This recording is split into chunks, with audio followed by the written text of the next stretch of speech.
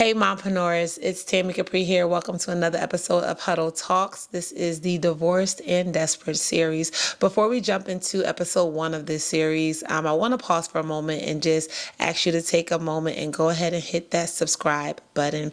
If you've been watching this channel and if it's poured into you any kind of way, if it's stretched you or made you feel seen, or if it was helpful, please go ahead and subscribe. That lets me know that you're here. It also lets me know that this is the type of content that you enjoy. It also helps me when creating new content, what topics we should talk about. And it also lets YouTube know that you enjoy this content. It also lets YouTube know that it should be pushing it out to other moms who would want to enjoy this community space as well. So please go ahead and make sure you are subscribed. I love the engagement. Make sure you comment. Anytime you resonate with any of the episodes, just go ahead and drop a comment. I appreciate you so much. So now let's get into the Desperate and Divorced series on Huddle Talks.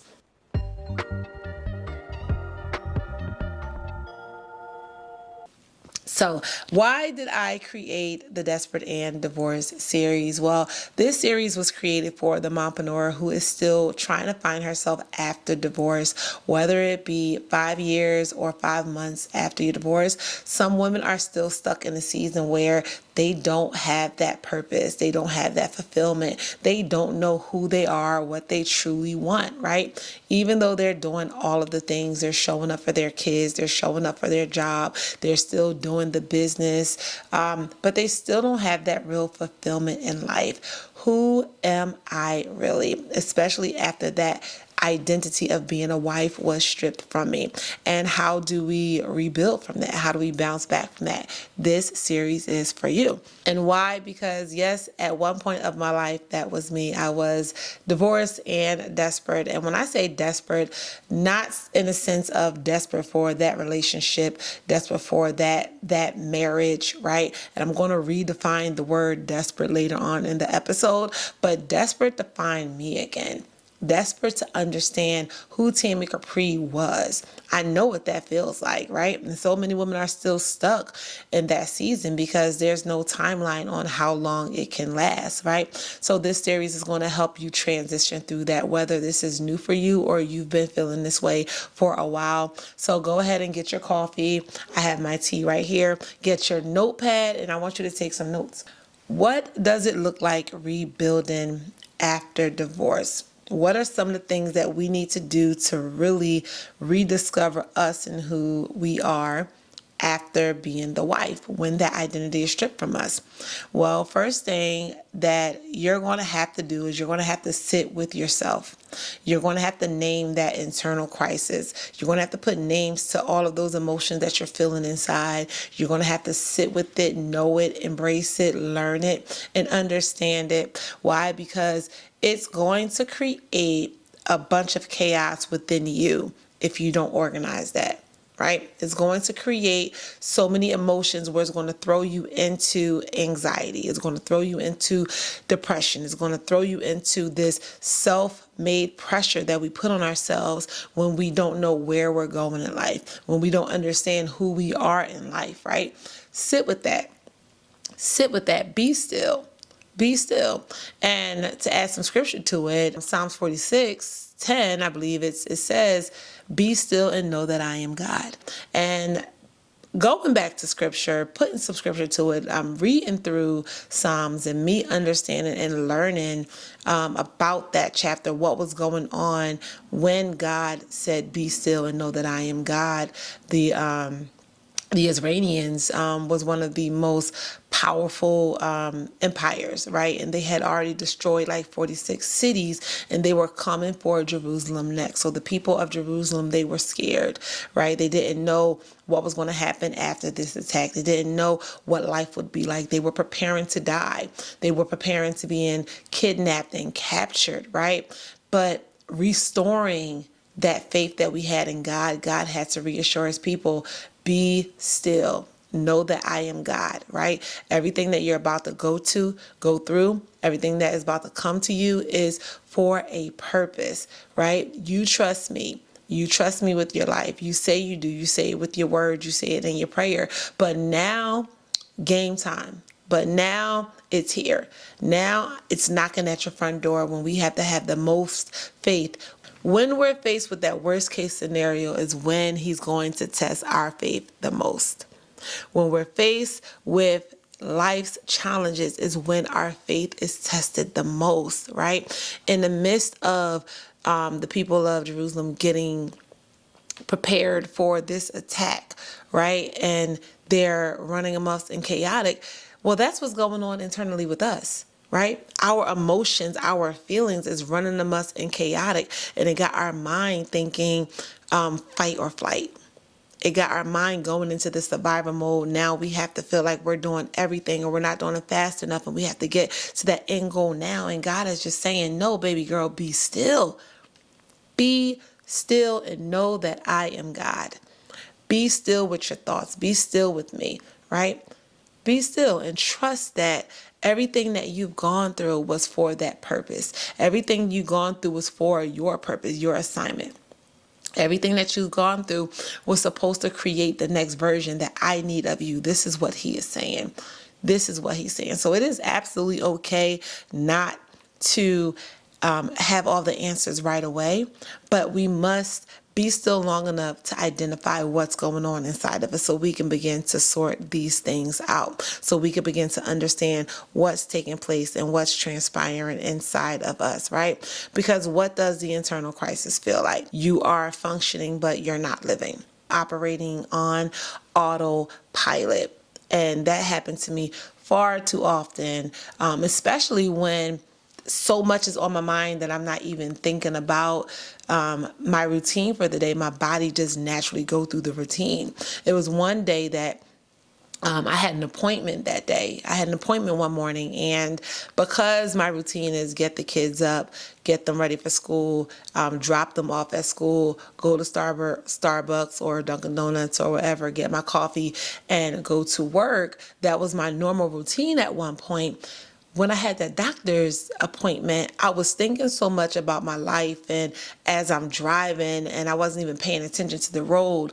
But I ended up at work. I ended up at work when I had already taken off for that day.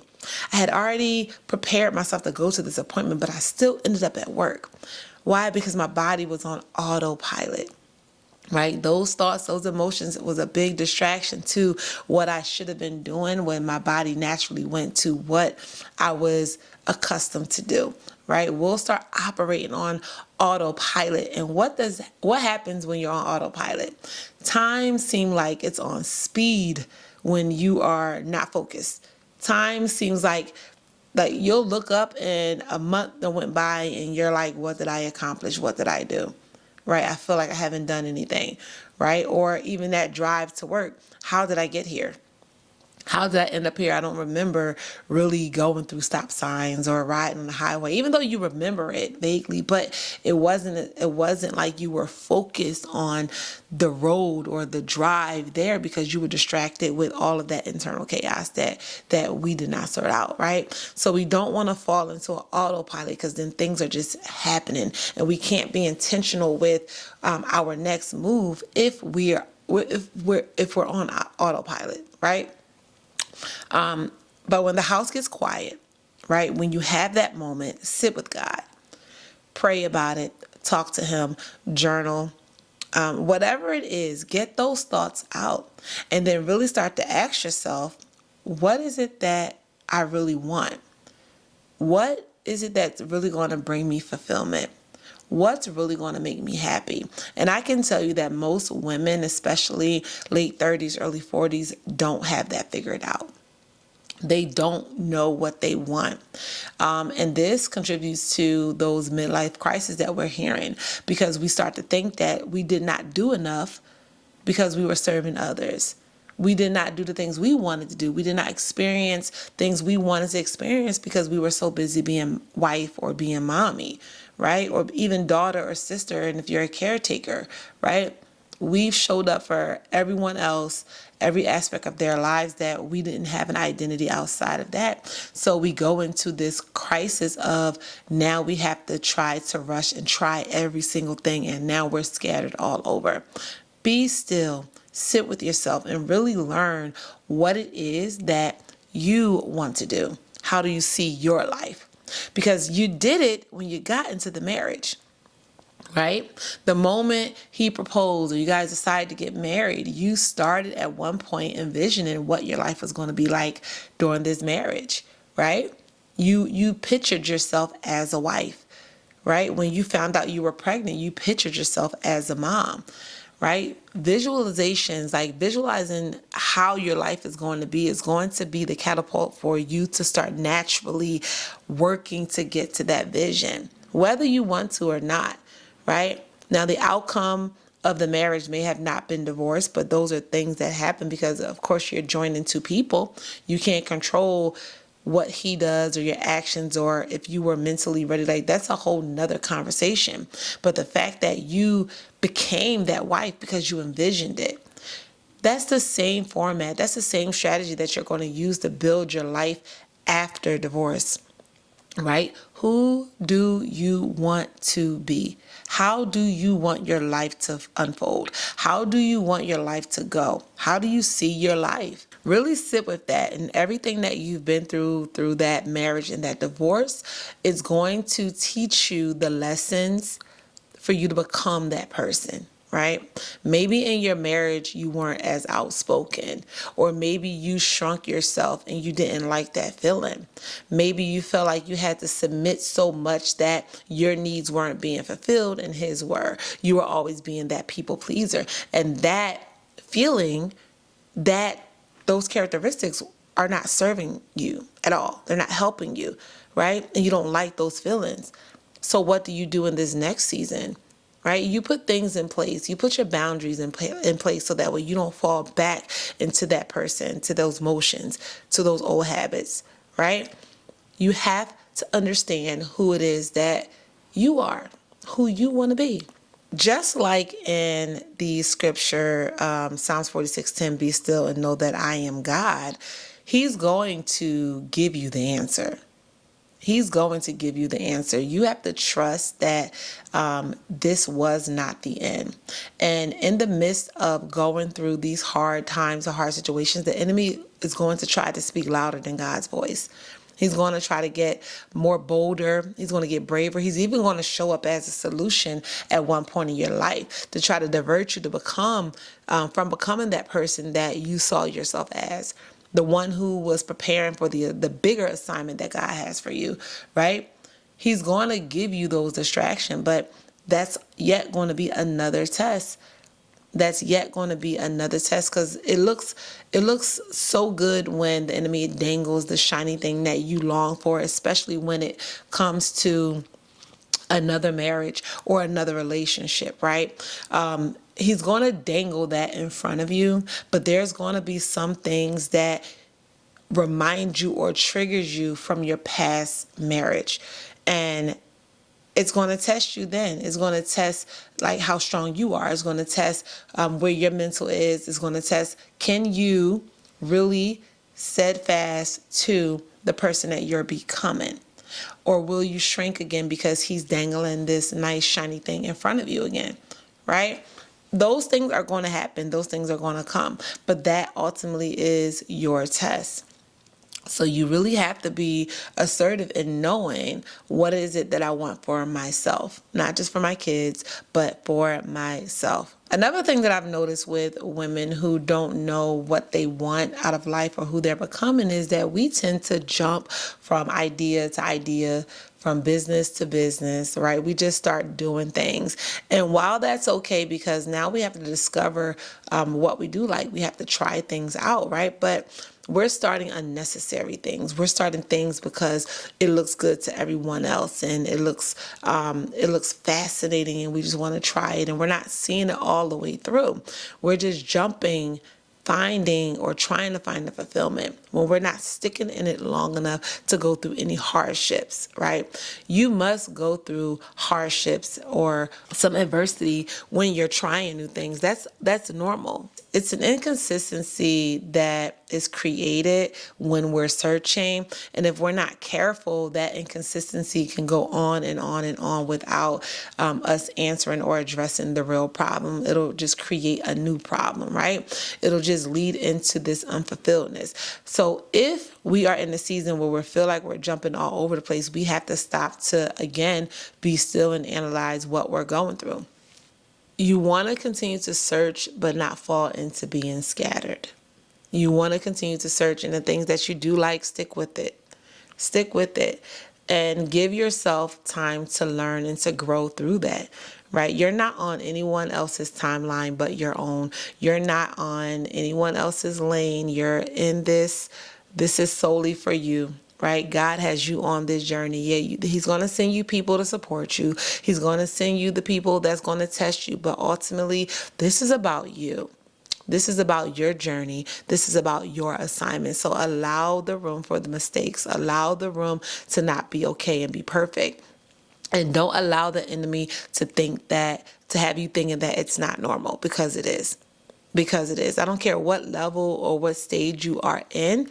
It is absolutely normal to feel confused about a lot of things. It's absolutely normal to feel scattered sometimes. It's absolutely normal to, doubt yourself sometimes. These things come. We can't stop it, right? But once we become aware of it happening, we can act faster on how do we prevent these thoughts from hindering me or distracting me long enough to where I'm not moving at all. Right? So that's why awareness is key when we're jumping from idea to idea and we're feeling all over the place. You must be aware again where we're going and who we're becoming. Okay? And when we're being still, in the moment of stillness, it can come across two ways, right? Stillness as a strategy and stillness as a surrender. Stillness as a strategy, how to rediscover you. Okay, putting that strategy into place. And I want you to do this. I want you to every day, get yourself a journal and just jot down who you feel like you were that day. How did you show up for you that day? And ask yourself, what did you like about that moment? What did you like about today? What did you like about how the day went, right? And what didn't I like about how this day went? What didn't I like about the things that transpired, the decisions that I made? Did I have any regrets today, right? And what will I no longer accept going into tomorrow? What will I no longer accept going into that next day? Stillness is where God reveals your identity. So asking those questions about your day and sitting with it, that's going to help you get to your purpose even faster. It's going to help get to that fulfillment. Is going to help to get to the person that you need to be even faster once we are really sitting with ourselves and asking ourselves these questions. Now let's reframe this word desperate, right? Because desperate is always taken into a negative context. People always think when you're desperate, you're willing to do anything, but it's always from a negative point of view. Now, if you reframe this word desperate, and when I say desperate, again, I don't mean desperate for the relationship or for the man or to be needed by him or to want that to work. Like, let's reframe it to make it desperate to know God, desperate to know me, desperate to find my purpose, right? That can be an amazing transformation, an amazing journey that you go on because you're desperate to know that, right? When we're desperate for something, we're going to go to any measures to find that. We're going to go to any measures to get that answer without selling ourselves, because we're not desperate for man's attention. We're not desperate for the world to accept us. We are desperate for self. We are desperate for our Creator and our Father.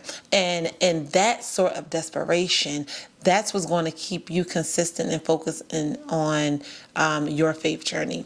Right? Knowing and wanting to know, that yearning to know who you are, why you were created. Let's reframe it and let's be desperate for that. I'm desperate to know what this is. So I'm going to do whatever it takes. I may challenge myself by getting a coach or a mentor. I may challenge myself by getting more active in church. I may challenge myself by getting dressed every day if that's not my norm, right? These are the positive habits that you're going to create because you're going to be desperate for knowing who God is and who you're supposed to become, right? That is the ultimate desperation that we should all desire to have. And it's not a negative thing. And there's nothing wrong with it. And this is why it's so important for you to have a community like the Mompreneur Huddle, so you can always come back here and get that pour into and get that reassurance. Because everyone that you have in your circle may not be on the same journey. They may not understand what you're going through. They may not even see that same vision. And it's going to be so easy for you to fall off track or for you to forget about your vision, or you don't have that support because you don't have that community on a day-to-day.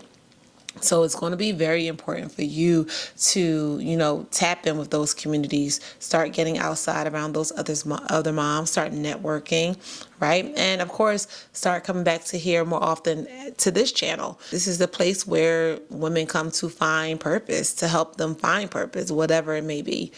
Right? Where we are turning our purpose into profit, where we are serving his kingdom and being able to make money while doing it, to free up our time for our children, right? For our assignment, right? So it's heavily important that you stay connected with those type of people, because again, everyone is not meant for your good. Everyone is not on your same journey, and you have to be so protective of who you're becoming. You have to be so protective of your mental capacity. If there's something that you can't deal with or handle, you have to be strong enough to say, I cannot deal with this.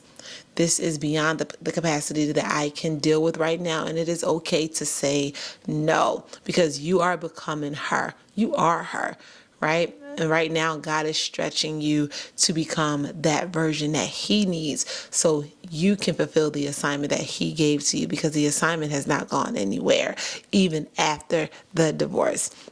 So listen, if you are still feeling lost, if you are still trying to discover yourself, that version of you exists. I want you to close your eyes right now. I want you to close your eyes, and I want you to just imagine and envision who you are becoming and who you want to be, right? The woman you are becoming is powerful.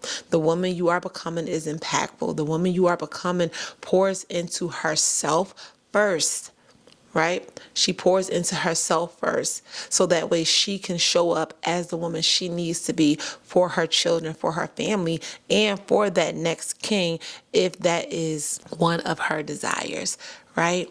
But we can't do that if we're not yet first being still and allowing God to do his work on us, surrendering who we are completely. And you don't have to hustle your way. You don't have to hustle it your way. You don't have to do things your way. Lean not unto your own understanding. Because, baby, through this journey, there are going to be things that we don't understand. There's things that I still don't get until this day. But I say, I hear you. I love you, God, and I am trusting your every move. So order my footstep through this process, right? And that's just not after divorce. That is through every single thing, right? In that stillness, God will reveal who you truly are. Now, if this episode spoke to you, please, again, make sure you hit the subscribe button. And Mompreneur, you do not want to miss part 2. We are going deeper into discovering your purpose in the middle of this season, right? Not after it. So make sure you are subscribed, tap in with me, and I will see you next time in Huddle Talks.